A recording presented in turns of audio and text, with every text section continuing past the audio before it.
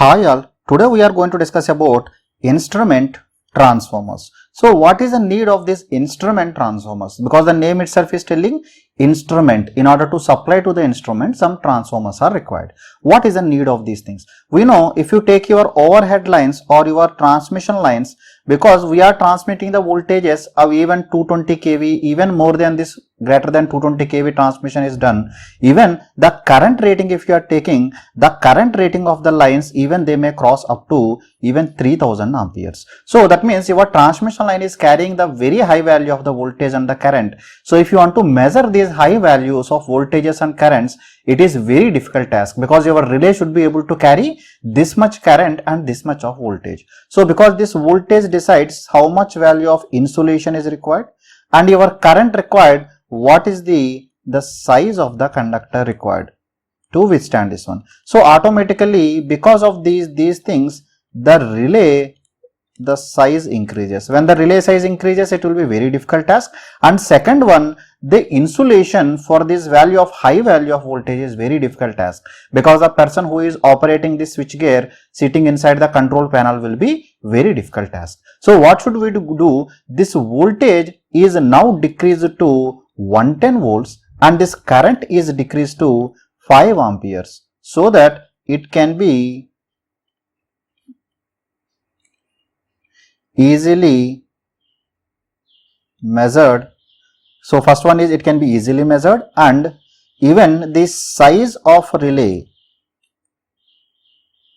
decreases drastically. When the size of the relay decreases drastically, automatically the cost decreases drastically. This is the first one. And second one, because of going for the lower value of the voltages, it will be very easy to provide the proper insulation. So, or we can tell the safety to personnel will be increased. So safety is increased. Or I am just summarizing what is the need of the instrument transformer. So the first need of the instrument transformer is to provide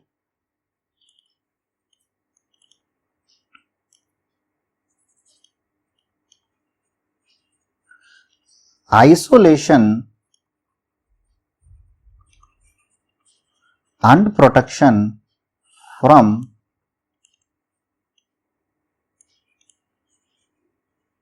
high voltage supply circuit. Proper isolation is also provided as well as protection is also provided. And the second one is to the supply protective relays which operate at lower voltages and currents, so that the size and cost of these protective relays decreases. So this is the major purpose. So what are the devices that are used for this purpose? We know that by measuring the value of the voltage and current, we can measure anything like power is equal to voltage into current into the cos of the angle between the voltage and current. That means if I can measure the value of the voltage, the current, then if I can get the angle from them, I can measure any value like power I can measure, frequency I can measure, anything I can measure by measuring the values of the voltages and the current. So that's why the basic instruments that are used or the instrument transformers that are used are current transformer and potential transformer. So first one I am starting with current transformer. So remember here I am only discussing what are the changes of the current transformer for the purpose of this practical protection purpose, how it is different than the current transformer that are used for the measurement purpose. And detailed analysis of a current transformer and potential transformer I will discuss in the transformers playlist. Getting it? So here my concern is only to tell you what is the difference between the current transformer used for the measuring purpose and protection purpose and why it is required. Only those things we are going to discuss here. So if you are taking the current transformer, so the current transformer will have either 1 turn or maximum 2-3 turns of primary. So this will be my primary circuit, or this will be connected to your supply only. This is carrying your supply current. So supply current or your load current, we can tell it as IL, or we can also call it as, let us take it as I1. So because of this, more turns will be provided in the secondary, which will be short circuited through an ammeter. So whenever it is short circuited through some ammeter, the current I2 passes. Let us assume the number of turns here are I am taking as N2, the number of turns in the primary I am taking as N1. Because depending on how much current is passing through the primary and how many number of turns are there, the primary MMF is produced, which is given by N1 multiplied by I1. So this will be counterbalanced by the secondary MMF. So secondary MMF will be N2 multiplied by I2. Or from this, I can tell the ratio of N2 divided by N1, which is called as the value of the nominal ratio. This KT is called as the nominal ratio. So here you have to remember the number of turns in the secondary are mainly decided by how much value of the primary current is passing, because N1 is fixed. So depending on how much is the value of the primary current, accordingly the secondary number of turns are made such that generally the value of this I2, the I2 is always fixed at 5 amperes. I2 is fixed. N1 is equal to fixed, generally the value of N1 is equal to 1, and the value of I1 will be your load current, because we know the value of your load current may vary from 10 amperes to 3000 amperes depending on how much value of power is transmitted over your line, whereas your value of I2 should be 5 amperes, accordingly the number of turns are decided. I think this is clear to you. So now coming to the burden, because the secondary side of your current transformer is short circuited through an ammeter, the load on this secondary side of the CT is negligible because the power loss in the ammeter is the minimum. So that's why we can tell that the rated burden, because in the case of current transformer and potential transformer or instrument transformers, the load is measured by the burden. That is a burden that is superimposed on the primary side, because it should be supplied from your supply only. So this will be equal to the rated secondary current of CT multiplied by the secondary voltage, because it is impossible to manufacture an ammeter with zero resistance. Always some resistance will be there. So depending on the current, some small voltage drop will be there. Generally this value of this burden will vary from 5 to 150 volt amperes, because it is the product of the current and the voltage. That's why it is represented by volt amperes. So different type of errors that comes in your CT will be, because we are going to discuss about these errors, how they are coming and other things in the transformers playlist. So first one is ratio error. This ratio error is equal to KT times of, or the nominal ratio times of I2 minus I1 divided by I1, because always some error will be introduced, and this is introduced due to the energy component of exciting current. So what is the energy component of the exciting current? This is nothing but due to the core losses. So this is due to the core losses. So we have to minimize the core losses to decrease the ratio error. Otherwise, the secondary current will not be proportional to the primary current. Always some ratio error will be introduced because of measuring in the wrong way. So automatically your circuit breaker may mal-operate, or it may not operate even though the fault comes, because the ratio error is coming. That's why the core losses should be minimized to minimum possible value. Then there is one more thing called as the phase angle error. So this phase angle error is due to the magnetizing component of excitation current. So in order to decrease the magnetizing component of the excitation current, the permeability of the core should be very high. That is the basic requirement. You agree with me? So if you are taking the different type of characteristics, so this is H versus the B, how the magnetic flux density is produced. The BH characteristics we know initially it will be laggy. So after that it will start linearly, and after that it goes to saturation. Generally after this point it goes to saturation. This is called as the knee point.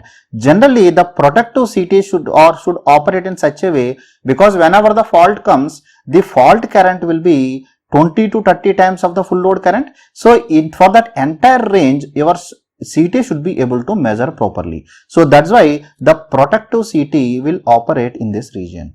This is the operating region for protective CT, whereas if you are going for the measuring CT, so measuring CT is used for measurement purpose. Generally in the case of measurement, we always measure from 0 to 100% of the current, or maximum little bit overload up to 110%. So after that, if it continues to measure, because that CT will supply to an ammeter, if more current is passed through the ammeter will burn. You agree with me? So in the case of measuring CTs, the core should saturate if the value crosses 110% of your rated current, so that your remaining circuitry or the measuring circuit will not burn. So the core should saturate once it crosses 110% of the rated current. So that should be the property that is required for the case of measuring CT. Whereas in the case of protective CT, because the fault current may go to extreme high values, that is 20 to 30 times of IFL. So for this entire range, it should have a linear characteristic. So this is for the case of the protective CT. So protective CT, so this is the curve between the input current, and this y-axis is secondary current, the input, or this we can call as the primary current also. So this is called the case of protective CT. So protective CT should have the linear characteristics up to 20 to 30 times of IFL. So let us assume the IFL is here, whereas if you are going for the measuring CT, the measuring CT characteristic should be, it should be linear up to this full load, up to 110%. After that, it should go to saturation. So this is for the case of measuring CT. So this is the value of IFL. So this measuring CT should saturate so that your instrument will be safeguarded from overcurrents or during short circuit conditions. Or so which type of material we have to choose for the case of protective CTs when compared to the measuring CTs. So this one we are going to see. Again, I am going back. This is H versus B. So different type of materials that are generally used. So out of all, first one is the high silicon steel.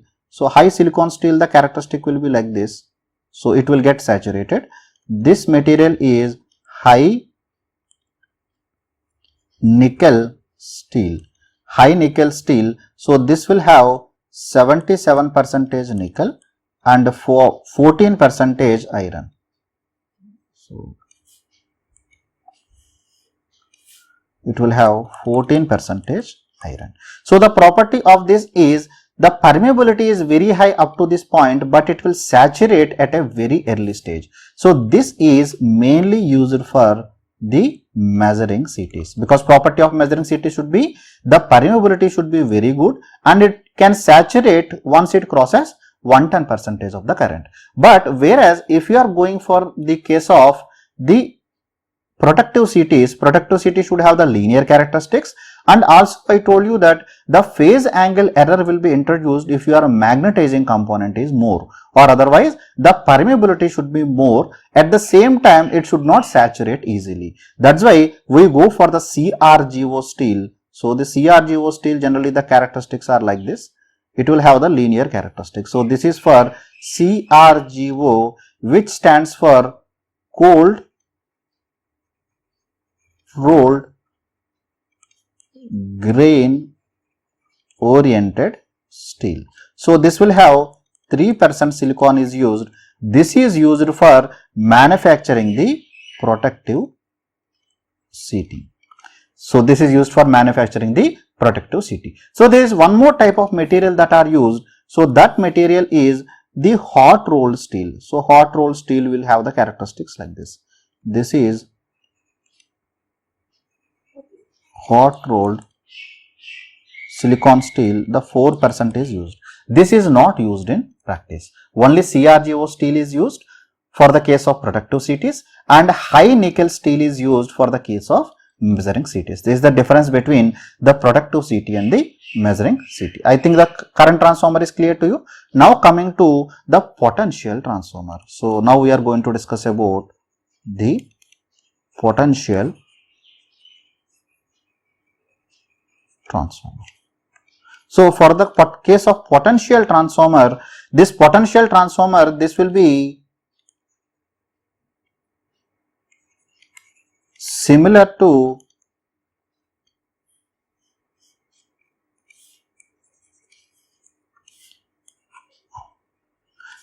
power transformer in terms of the notations and other things, but the difference is the rating is very less. The difference is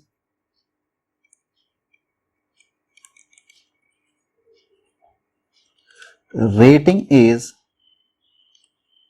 very less as burden is very less. Why the burden is very less? This is due to only voltmeter is connected to secondary.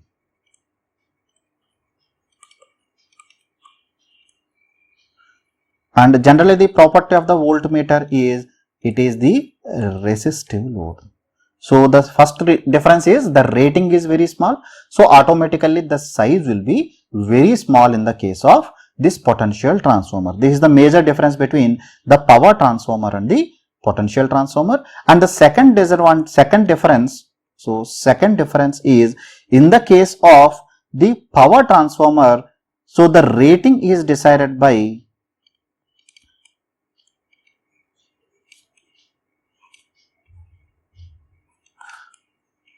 temperature rise. This is in the case of power transformer, whereas in the case of potential transformer, the rating is decided by